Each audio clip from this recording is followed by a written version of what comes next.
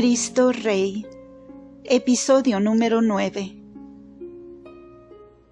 Los santos han sido hombres como nosotros. Han tenido que luchar y han encontrado los mismos o mayores obstáculos en su camino que los que hemos encontrado nosotros.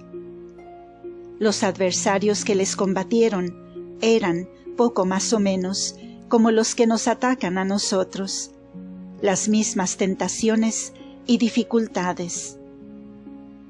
Pero ellos meditaban de continuo estas tres cuestiones. ¿Quién es Dios? ¿Cuál es el fin de esta vida terrena?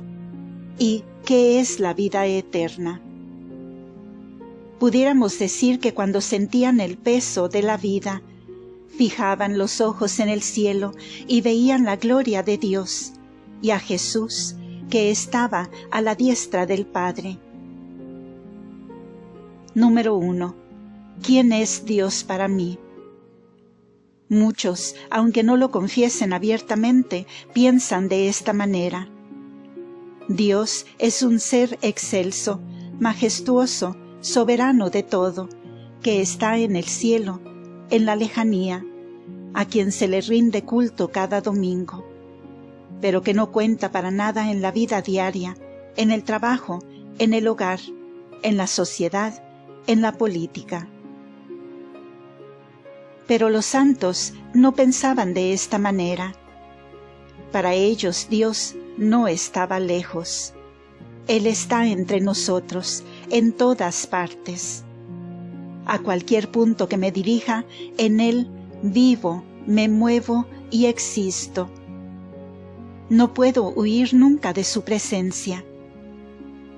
Nosotros, si nos abruman los obstáculos, las dificultades, nos desesperamos y decimos: Dios mío, ¿es que me merezco todo esto?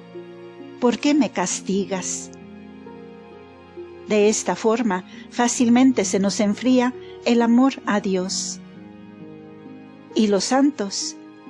Los santos veían en todo la voluntad del Señor.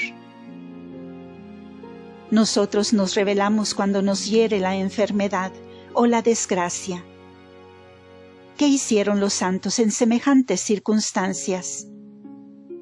Besaban la mano del que les castigaba.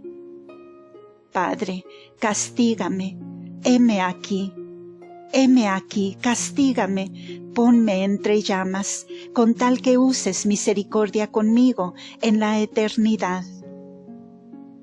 Palabras de San Agustín. Nosotros nos quejamos. Cuántas molestias me causa este enfermo, qué insoportable es este hombre. Y los santos, ellos se decían: este hombre es hermano de Cristo, y lo que yo haga por él, lo hago por Cristo. Y algunos hasta llegaron a besar las llagas de los enfermos, para vencerse a sí mismos. Cuánto distamos de los santos en nuestra manera de pensar en Dios. Número 2. ¿Cuál es el fin de esta vida terrena? ¿Qué significa esta vida para mí? Para algunos, esta vida no es otra cosa que una búsqueda de placeres pecaminosos. Para otros, una suma de años sin más, que se pasan la mitad soñando nostálgicamente.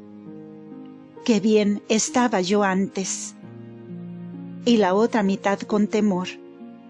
¿Qué será de mí en el porvenir? Hay quienes consideran esta vida como un penar continuo cuyo único objetivo de conseguir un poco de comodidad. Esto y nada más. Como aquel enfermo anciano a quien el médico aconsejaba una cura muy costosa y que se le quejaba diciendo: «Vea usted, doctor, qué raro es el hombre.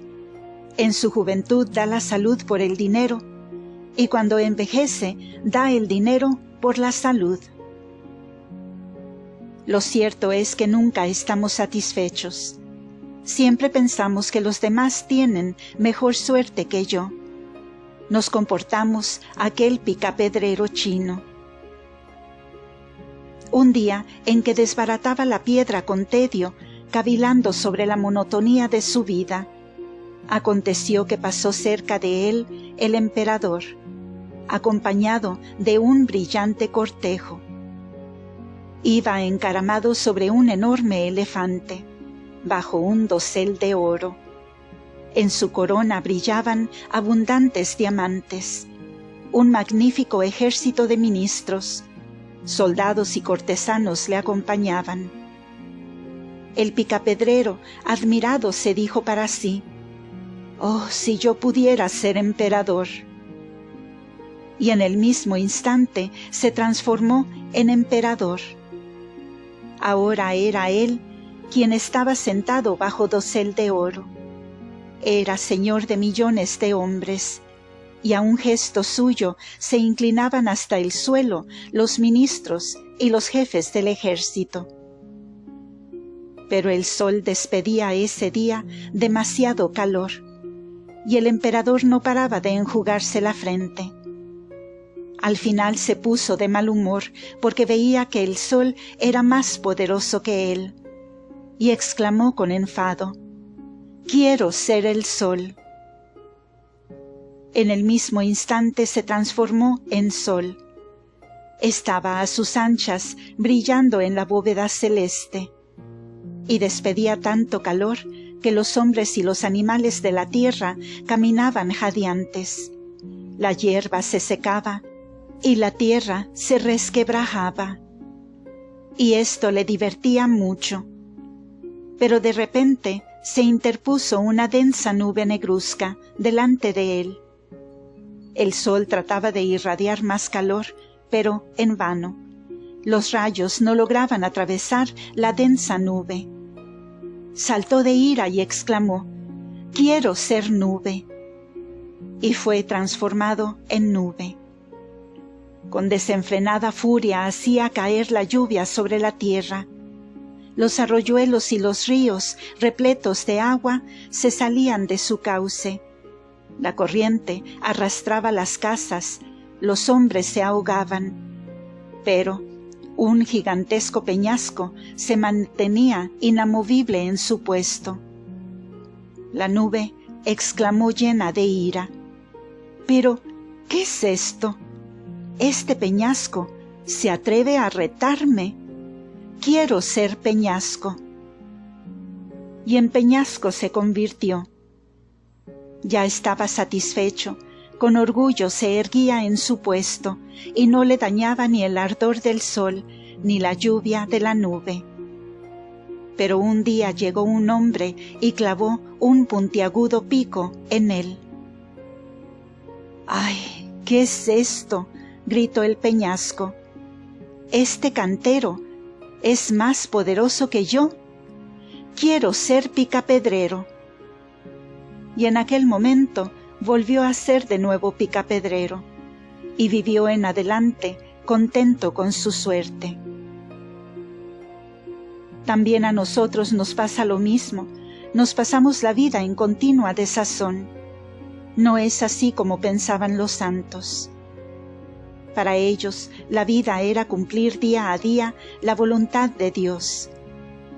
Para ellos, su alma era una blanca vestidura que tenían que conservar inmaculada hasta el día de su muerte, tal como se las había entregado su Padre Celestial. Para ellos, la vida era un atesorar riquezas de valor eterno, no trastos inútiles que se oxidan o apolillan. Ellos no vivían recordando el pasado ni temiendo el porvenir. Para ellos no había más que una cosa importante. Hoy, en este momento, ¿cuál es la voluntad de Dios? ¿Cómo puedo acumular tesoros para la vida eterna? Sí, para la vida eterna. Y con esto llegamos a la tercera cuestión, sumamente importante, decisiva, de la que depende todo. Número 3. que es para mí la vida eterna, que comenzará en el siguiente audio. Gracias por escuchar.